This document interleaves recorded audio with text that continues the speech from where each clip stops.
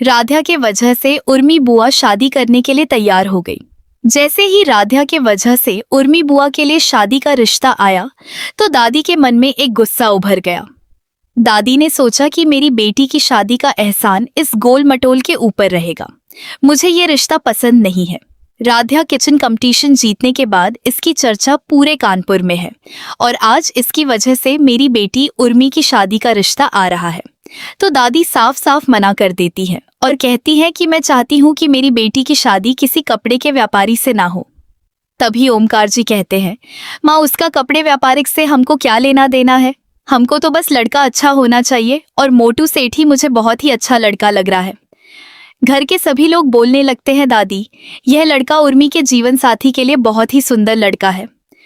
तभी दादी गुस्से में चिल्लाते हुए बोलती हैं, ये शादी नहीं होगी तो नहीं होगी, चाहे कुछ भी हो जाए। दादी का यह बात सुनकर सभी लोग शांत हो जाते हैं। तभी उर्मी रोते हुए अपने कमरे में जाकर अंदर से दरवाजा लॉक कर लेती है। इधर सभी लोग अपने अपने कमरे में चले जाते हैं। तभी दादी उर्मी के कमरे में जाती है और कहती है कि उर्मी दरवाजा जल्दी खोलो। तभी उर्मी रोते हुए दरवाजा खोलती है। तभी दादी उर्मी से बोलती है, तुम टेंशन मत करो, तुम्हारी शादी फिर से हो जाएगी। उधर उर्मी रोते हुए दादी से कहती है, माँ मुझे मोटू सेठी बहुत पसंद है, मैं शादी करूंगी तो सिर्फ उन्हीं से करूंगी। उर्मी की बात सुनते ही दादी गुस्से से आग बबूला हो जाती है। वह गुस्से में उर्मी को थप्पड़ मारते हुए कहती है, मैं ये शादी जानबूझकर नहीं होने देना चाहती। अगर यह रिश्ता हो गया तो घर के सभी लोग यही समझेंगे कि यह सब राधा की ईमानदारी और उसकी कोशिशों की वजह से हुआ है। मैं बिल्कुल नहीं चाहती कि इस शादी में राधा का जरा सा भी नाम जुड़े। कल को हर कोई कहेगा कि यह रिश्ता राधा मित्तल की वजह से हुआ है। इसीलिए मैं किसी भी कीमत पर तेरी शादी मोटू सेठी से नहीं होने दूंगी। उसी समय ओमकार जी और प्रथम वहां पहुंच जाते हैं। दोनों दादी की पूरी बात सुन लेते हैं। दादी की सच्चाई जानकर दोनों का गुस्सा 7वें आसमान पर पहुंच जाता है। वे तुरंत दादी को अपने सामने बुलाते हैं ताकि उनसे इस बारे में जवाब मांग सके। तभी ओमकार जी गुस्से में जोर से आवाज लगाते हैं, माँ बस बहुत हो गया, अब एक शब्द भी मत बोलिए। दादी घबराकर पीछे मुड़ती है।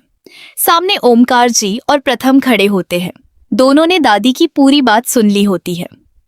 प्रथम गुस्से में कहता है, दादी आज आपने साबित कर दिया कि आपको इस घर की खुशी से नहीं सिर्फ राधा से नफरत है। आप उर्मी की खुशी भी छीनना चाहती हैं, सिर्फ इसलिए कि कहीं राधा की तारीफ ना हो जाए। दादी झूठ बोलने की कोशिश करती है, नहीं तुम लोगों ने गलत समझा है। लेकिन उर्मी रोते हुए कहती है, नहीं प्रथम भैया, दादी सच कह रही थी। उन्होंने साफ कहा कि वह मेरी शादी सिर्फ इसलिए नहीं होने देंगी ताकि राधा दीदी की तारीफ ना हो। यह सुनकर ओमकार जी का दिल टूट जाता है। इसी बीच पूरे परिवार के लोग वहां आ जाते हैं। रजनी जी, एकता भाभी और राधा भी वहां पहुंच जाती हैं। राधा कुछ समझ नहीं पाती और पूछती है, क्या हुआ, सब लोग इतने परेशान क्यों हैं? प्रथम पूरी बात सबके सामने बता देता। यह सुनते ही घर में सन्नाटा छा जाता है। रजनी जी की आंखों में आंसू आ जाते हैं। माँ जी, आपने इतनी छोटी सोच कैसे रख ली? राधा ने हमेशा इस परिवार को जोड़ा है और आप उसे हर बार बदनाम करने की कोशिश करती रही। दादी गुस्से में चिल्लाकर कहती है, हाँ मैं राधा से नफरत करती हूँ। उसके आने के बाद इस घर में कोई मेरी इज्जत नहीं करता। प्रथम सख्त आवाज में कहता है, इज्जत मांगी नहीं जाती, अपने कर्मों से कमाई जाती है। उर्मी रोते हुए राधा के पैरों में बैठ जाती है। दीदी मुझे माफ कर दीजिए, दादी की वजह से आपको हमेशा तकलीफ मिली। राधा उसे उठाकर गले लगा लेती है, इसमें तुम्हारी कोई गलती नहीं है। तभी घर की घंटी बजती है, दरवाजा खुलता है। सामने मोटू सेठी अपने पूरे परिवार के साथ खड़े होते हैं। मोटू सेठी कहते हैं, हमें सब सच पता चल गया है। रिश्ता तो हम उर्मी से ही करेंगे, किसी की साजिश से हमारा फैसला नहीं बदलेगा। यह सुनकर उर्मी की आंखों में खुशी के आंसू आ जाते हैं, लेकिन दादी अंदर ही अंदर बुरी तरह तिलमिला उठती है। वह अपने कमरे में चली जाती है और गुस्से में सारी चीजें फेंकने लगती है। वह बड़बड़ाती है, जब तक राधा इस घर में है मुझे कोई नहीं पूछेगा। अब मुझे ऐसा खेल खेलना होगा कि पूरा परिवार खुद राधा को घर से निकाल दे। तभी दादी एक पुराने मोबाइल से एक अज्ञात व्यक्ति को फोन करती है। फोन उठते ही दूसरी तरफ से आवाज आती है, काम बताइए। दादी धीमी आवाज में कहती है, मुझे एक ऐसा हादसा चाहिए जिसमें किसी को शक भी ना हो और पूरा इल्जाम राध्या पर आ जाए। वह आदमी कहता है, काम आसान नहीं है लेकिन हो जाएगा। दादी उसे मोटी रकम देने का वादा करती है। दूसरी ओर प्रथम को लगता है कि दादी कुछ बड़ा करने वाली है। वह घर के सीसीटीवी कैमरे चेक करवाता है और सुरक्षा बढ़ा देता है। राध्या को बिना वजह घर से बाहर न जाने की सलाह देता है। रात के समय वही रहस्यमय व्यक्ति घर के बाहर पहुंचता है और पूरे बंगले की निगरानी करने लगता है। वह मोबाइल से किसी को लाइव वीडियो दिखाता है। दादी खिड़की से सब देख रही होती है। अचानक राध्या को ऐसा महसूस होता है जैसे कोई उसे देख रहा हो। वह खिड़की से बाहर झांकती है, लेकिन तब तक वह आदमी अंधेरे में गायब हो चुका होता है। राध्या को कुछ अजीब सा एहसास होता है। वह प्रथम से कहती है, मुझे लगता है कोई हमारे घर पर नजर रख रहा है। प्रथम तुरंत सिक्योरिटी गार्डों को पूरे परिसर की तलाशी लेने का आदेश देता है। गार्ड तलाश करते हैं लेकिन कोई नहीं मिलता। उधर वह रहस्यमय आदमी दूर खड़ा मुस्कुराता हुआ कहता है, आज तो बच गई, लेकिन अगली बार नहीं। वहीं कमरे में बैठी दादी के चेहरे पर भी एक खतरनाक मुस्कान आ जाती है। उन्हें पूरा भरोसा होता है कि उनकी नई साजिश जल्द ही पूरे परिवार की जिंदगी बदल देगी। अगली सुबह मित्तल हाउस में उर्मी और मोटू सेठी की सगाई की तैयारियां शुरू हो जाती हैं। पूरे घर में खुशी का माहौल होता है।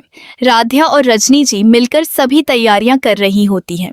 प्रथम भी मेहमानों के स्वागत की व्यवस्था में व्यस्त होता है, लेकिन दूसरी ओर दादी अपने कमरे में बैठी बेहद परेशान होती है।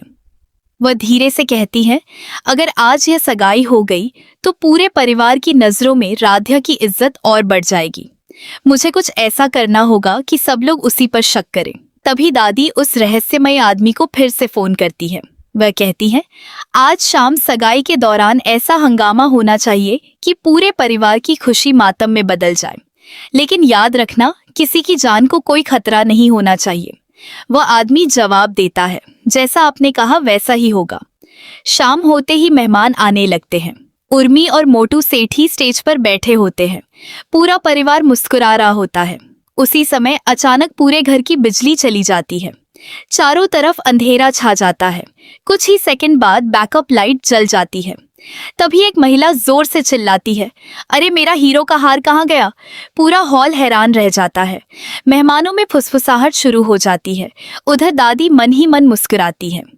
तभी सुरक्षा गार्ड बताते हैं कि किसी ने अंधेरे का फायदा उठाकर हार गायब कर दिया। प्रथम तुरंत सभी से शांत रहने के लिए कहता है, जब तक सच सामने नहीं आ जाता कोई किसी पर आरोप नहीं लगाएगा। लेकिन दादी जानबूझकर सबके सामने कहती है। अंधेरे में राध्या कुछ देर के लिए हॉल से बाहर गई थी। कहीं दादी अपनी बात अधूरी छोड़ देती है। इतना सुनते ही कुछ मेहमान राध्या की ओर देखने लगते हैं। राध्या हैरान होकर कहती है, मैं तो रजनी माँ के लिए दवाई लेने गई थी, मैंने कुछ भी नहीं किया। प्रथम तुरंत राध्या का साथ देता है। मुझे राध्या पर पूरा भरोसा है, बिना सबूत के कोई आरोप नहीं लगाएगा। इसके आगे कहानी में आप देखने वाले हैं कि प्रथम राध्या का हमेशा साथ देता है और चाह करके भी दादी राध्या का कुछ नहीं कर पाती है।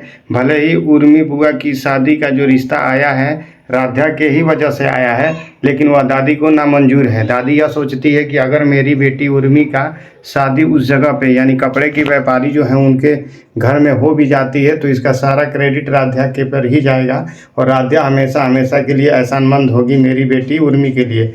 वो कोई भी कह सकता है कि राध्या के वजह से ही इतने बड़े कपड़े व्यापारी के घर में इन उर्मी बुआ की शादी हुई है।